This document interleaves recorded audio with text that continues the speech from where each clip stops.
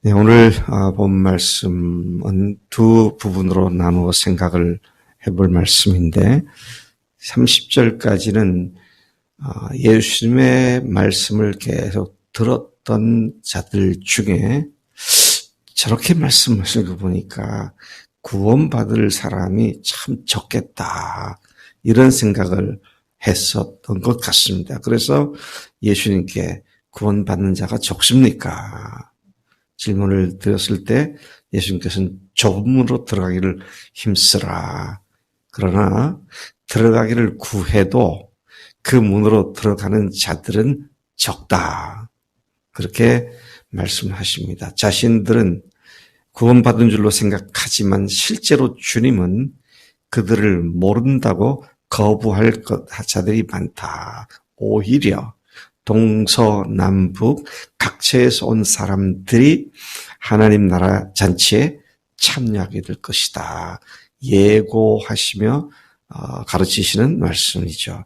그리고 31절부터 마지막 35절까지는 헤롯이 당신을 죽이려고 한답니다. 라는 말씀을 듣고 주님은 예루살렘에서 죽으실 것과 부활하실 것과 승천하실 것과 재림하실 것, 앞으로 주님이 구원의 사역을 완성시켜야 할 모든 과정을 아주 짧게 요약해서 말씀해 주고 있는 것이 이 본문 말씀입니다. 죽으시고 부활하시고 승천하시고 다시 재림하실 때까지를 말씀하고 있는 것으로 말씀하고 계신 것이죠. 먼저 앞부분에 30절까지를 보면 여러분들이 갖고 계신 성경에도 그렇게 되어 있지 않겠는가 생각을 하는데, 좁은 문으로 들어가길 힘써라. 이게 이제 이 문단의 이 부분의 핵심이죠. 예수님께서 각 곳에서 가르치시고 그러면서 예루살렘으로 향하고 있는 여행 중에 계셨습니다. 그때 어떤 사람이 구원받을 자가 적습니까? 조금 전에 말씀드린 것처럼 24절에 좁은 문으로 들어가기를 힘쓰라. 그렇게 답하셨습니다. 이어서 주님께서 말씀하시기를 들어가기를 구하여도 못하는 자가 있을 것이다. 많을 것이다. 적지 않을 것이다. 그렇게 말씀했습니다. 이러한 질문을 예수님께 드렸던 질문하는 사람의 질문은 아마도 그동안 주님께서 가르치시는 것을 들은 사람 중에 주님이 말씀하시는 수준이라면 그렇게 구원받을 사람들이 매우 적지 않겠는가라는 생각에 기인하여 이런 질문을 한 것 같습니다. 여러분, 우리가 하나님의 말씀을 계속 지난 한 달간 계속 말씀을 들으면서도 네 목숨 다해 주님 사랑해라. 그런 말씀을 들었잖아요. 또는 14장부터 또 나옵니다만은 산피, 사람 포기해야 되고 재물 포기해야 되고 자기 삶의 목적을 포기해야 되고 주인을 바꿔야 된다. 그러니까 그렇게 할 수 있는 사람이 도대체 어디 있겠는가? 정말 구원받을 사람이 적단 말인가? 이런 생각을 충분히 할 수 있는 얘기죠. 오늘도 이런 우리 사람들을 많이 보죠. 그렇다면 구원받는 사람이 적단 말이에요. 누구든지 예수 믿기만 하면 구원받는다는데 그런 말씀을 왜 다 지쳐놓고 그렇게 사람을 갖다가 압박감을 주고 쥐어짜는 말씀들만 강조하느냐, 이렇게 얘기하는 사람들도 많이 있습니다. 목회자들도 나는 우리 교회들 그렇게 쥐어짜지 않겠다. 믿으면 구원받는다. 얼마나 좋은 복된 소리냐. 그렇게 얘기하는 사람들 많이 있어요. 근데 주님은 뭐라 그러시는가? 들어가기를 구하여도 못하는 자가 많을 것이다. 그들이 어떤 사람들입니까? 그렇게 구하여도 얻지 못할 사람들이 어떤 사람들인가? 여기 보니까 25절이 말씀하고 있습니다. 집 주인이 일어나 문을 한번 닫은 후에 너희가 밖에 서서 문을 두드리며 주여 열어주소서 하면 그가 대답하여 이르되 나는 너희가 어디에서 온 자인지 알지 못하노라 하리니. 너희들의 뿌리를, 근본을 나는 모른다. 그렇게 말씀하시겠다는 겁니다. 어디서부터 생겨난 사람들인지 나는 도대체 알지 못한다. 무슨 말입니까? 하나님께로 난 자들은 주님이 아시죠. 근데 너희들의 근본이, 태생이 어디냐? 이제 이런 말씀을 하고 계시는 것을 보게 됩니다. 그때 이제 그 사람들이 다시 대답합니다. 뭐라고 합니까? 그때 너희가 말하되 우리는 주 앞에서 먹고 마셨으며 주는 또한 우리의 길거리에서 가르치셨나이다 하나. 참 주님 앞에서 먹고 마시고 하지 않았습니까? 길거리에서도 주님께 말씀을 배웠던 사람들이 아닙니까? 그런데 왜 어디서 온지를 모른다고 그러십니까? 그러니까 참 놀라운 건요. 25절에서 나는 너희가 어디에서 온 자인지를 알지 못한다 그랬는데 27절에서 다시 그가 너희에게 말하여 이르기를 나는 너희가 어디에서 왔는지 알지 못하노라. 하나님께로 난 자는 내가 안다. 근데 너희들은 도대체 뿌리가 근본이 어디서 왔는지 I know nothing about you. Where you are from. 어디서 왔는지 너희들의 근본이 뭐냐?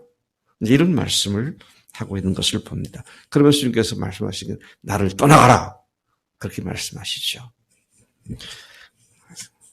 미난 이런 말씀을 들어 혹시 내가 이런 사람이 아닌가? 그런 걱정이 든다? 안 든다?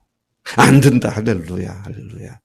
우리가 주님께로 난 자이죠. 주님께로 어떻게 났습니까? 예수님의 죽으심과 부활로 아버지께로부터 난 자들이 된 줄로 믿습니다.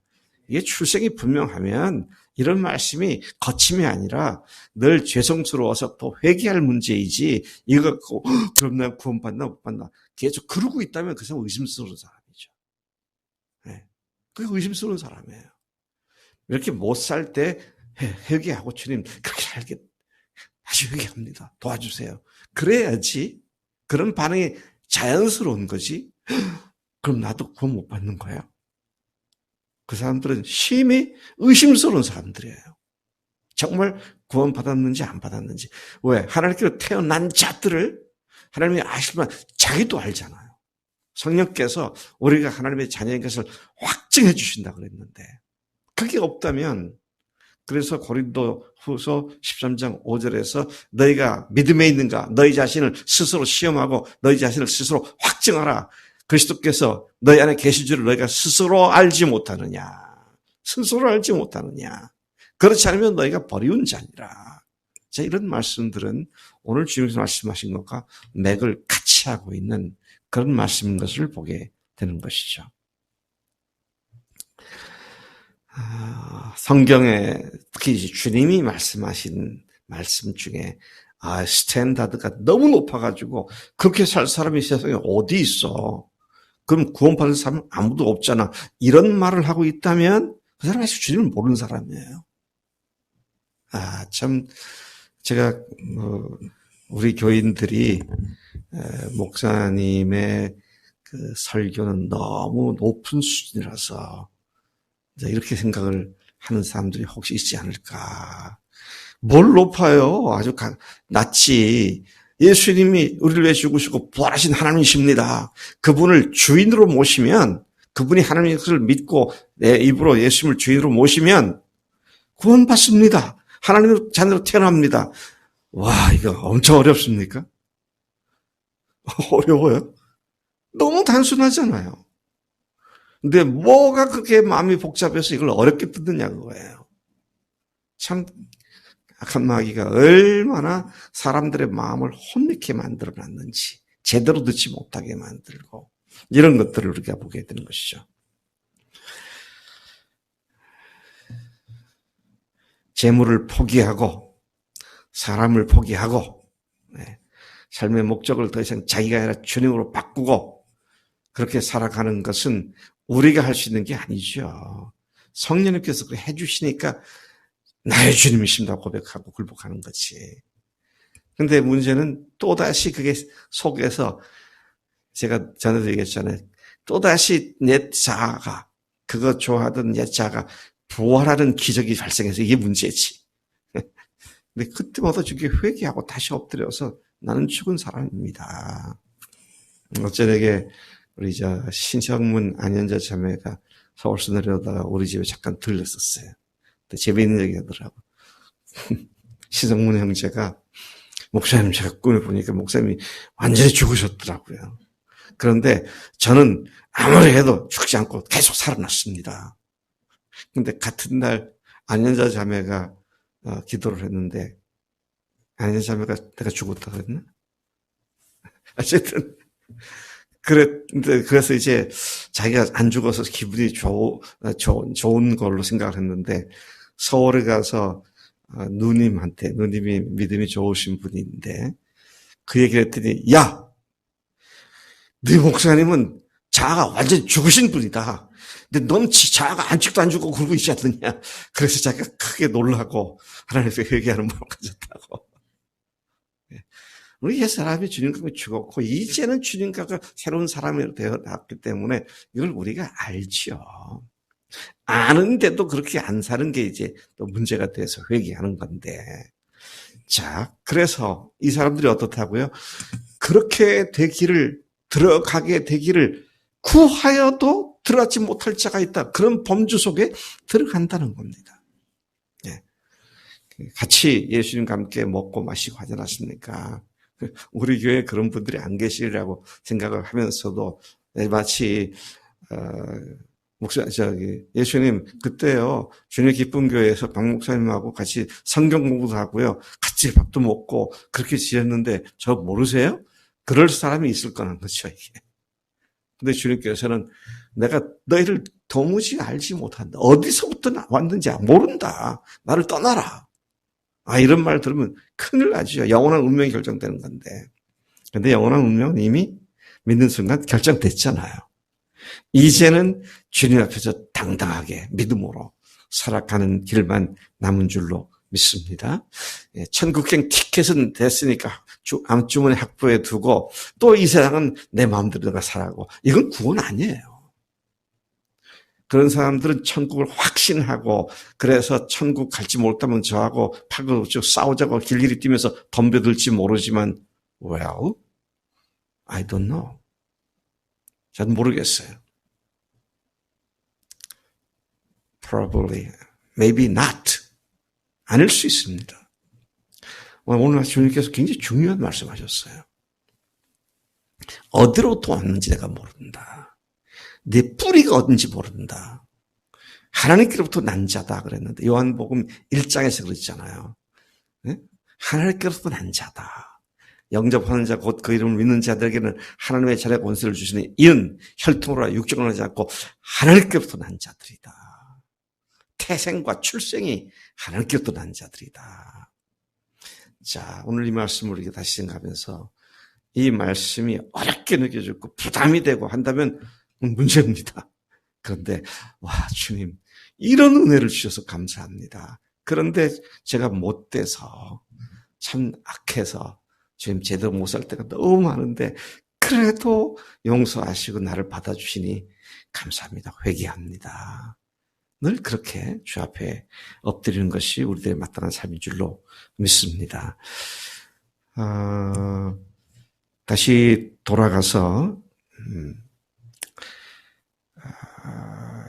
여기 보니 그런 말씀이 있습니다. 그런 사람들은 하나님 나라에 있는 아브라함, 이삭, 야곱 모든 선지자들과는 달리 자신들이 하나님 나라 밖에 쫓겨난 것을 보고 슬피 울며 이를 갈 것이다.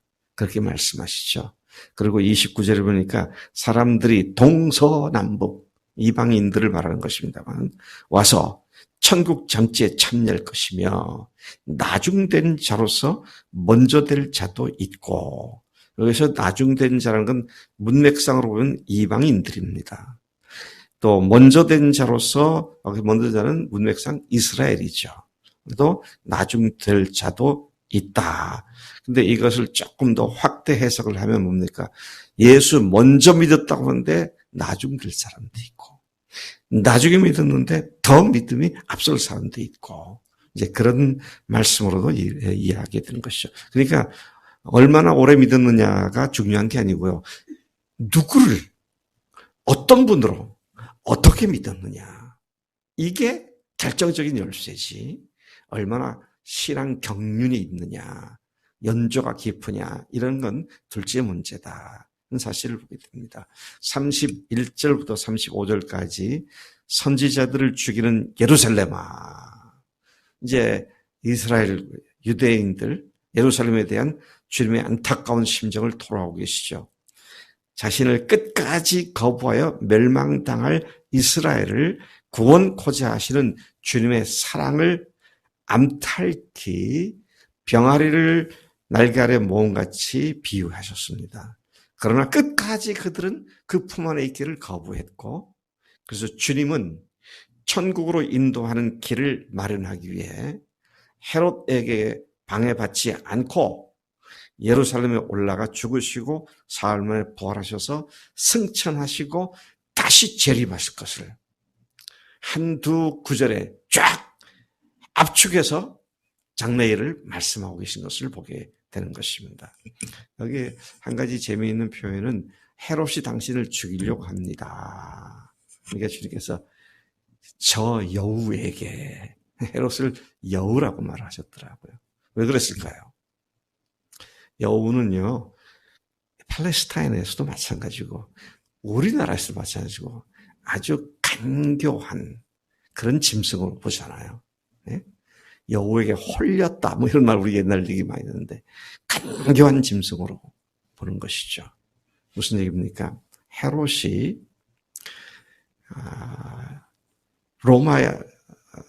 로마 출신이 아니죠. 헤롯이 소위 말하는 갈릴리 그쪽 분봉왕으로서 꼭두각시죠. 그런데 자기의 정치 생명력을 유지하고 정치력을 확대하기 위해서 온갖 아부를 떨면서 로마 정부에 그냥 아부를 떨고, 그러면서 또 자기 백성들에 대해서는 압박을 가하고 하는 이런 모습을 주님께서는 여우라고 말씀하신 것이 아닌가. 간교하고 간사한. 근데 이 여우에 대해서 한마디로 하면 그와 내가 상관할 게 아무것도 없다. 그런 말씀입니다. 내가 그에게 죽을 일도 없고 내가 그걸로 방해받지도 않고 나는 예루살렘에 가서 십자가에 죽고 부활하여 승천했다가 다시 재림할 그 일을 위해서 왔고 그 일을 이룰 것이다. 지금 그렇게 말씀하신 것으로 확신되어지는 것을 봅니다. 오늘 우리의 최종 관심은 결코 이 세상에 있지 않습니다. 여기에서 우리의 영향력을 확대시키겠다는 그런 추호도 없어요.